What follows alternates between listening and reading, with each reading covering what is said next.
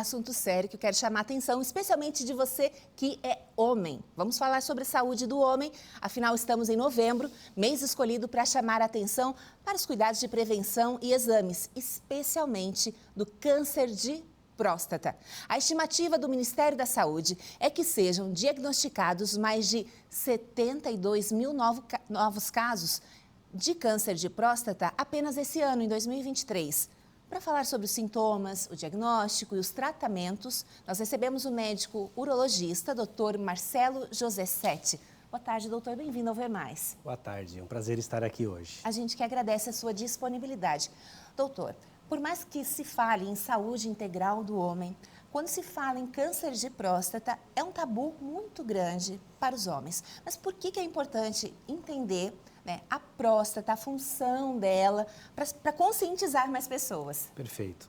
Acho que essa é uma ideia interessante de iniciarmos falando sobre o que é a próstata. É uma glândula que ela produz o líquido do esperma, o líquido que nós chamamos seminal. E esse líquido, junto com o espermatozoide, vai fazer o que nós chamamos de esperma. Então, a produção do líquido é toda pela próstata, que é uma glândula que só existe no homem. E, doutor, a partir de que idade que o homem tem que se preocupar já, fazer esse acompanhamento, análise da próstata? Isso é um dado bem importante que nós devemos evidenciar, que os homens, a partir dos 45 anos, eles já devem começar a se preocupar com o problema. Homens que têm alguém na sua família, por exemplo, pai, irmãos, tio, avós que têm o diagnóstico de câncer de próstata devem começar com essa idade. Quem não tem ninguém com essa idade pode começar aos 50 anos de idade. E a próstata, ela dá algum sintoma, ela indica algum problema, algum sinal que possa estar com problemas? Então, eu acho que talvez esse seja o dado mais importante. Infelizmente, ela não é uma doença que apresenta muitos sintomas. E o fato de não apresentar sintomas faz com que as pessoas negligenciem a sua procura para investigação.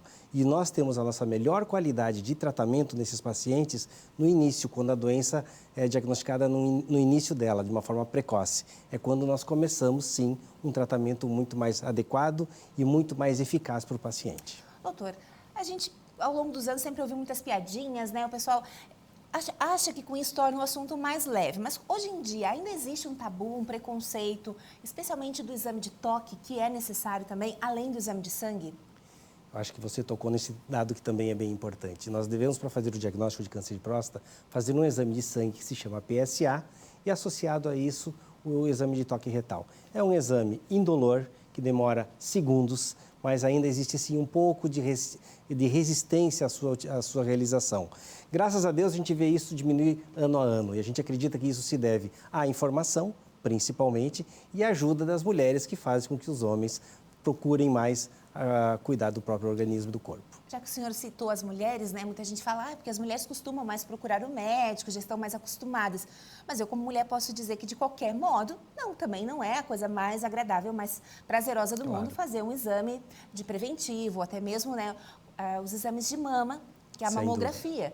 Então, assim, não é um bom comparativo, né, dizer que é mais fácil para a mulher. Não, muito pelo contrário. Eu acredito que a dificuldade existe para os dois.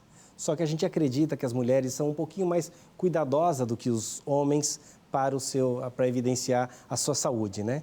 E essa talvez seja a grande sacada. A gente sempre brinca que os homens procuram os profissionais da área, os urologistas, exatamente porque as mulheres mandaram eles fazer a investigação. E é por isso que a gente traz esse tema aqui e insiste.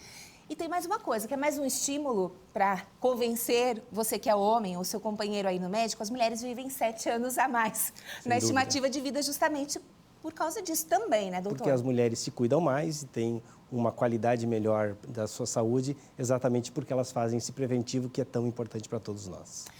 Doutor, a gente sabe que o Sistema Único de Saúde, ele possui limitações, muitas vezes o acesso a fazer o preventivo, ou melhor, o exame é difícil. Mas, além do urologista, outros médicos também podem ser uma porta de entrada, podem ajudar nesse processo, no exame?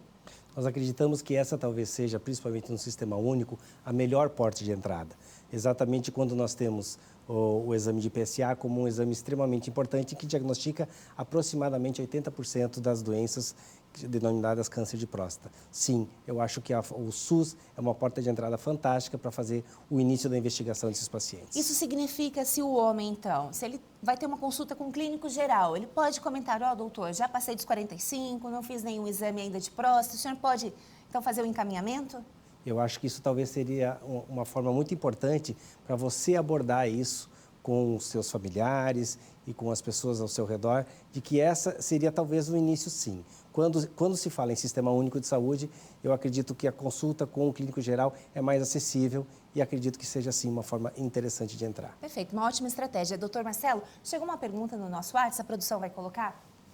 Meu marido tem 37 anos e volta e meia tem ardência e faz xixi a cada 5 minutos. Pode ser algo na próstata? O pai dele faleceu de câncer na próstata. Muito obrigada pela sua pergunta e pela sua participação, Juliana.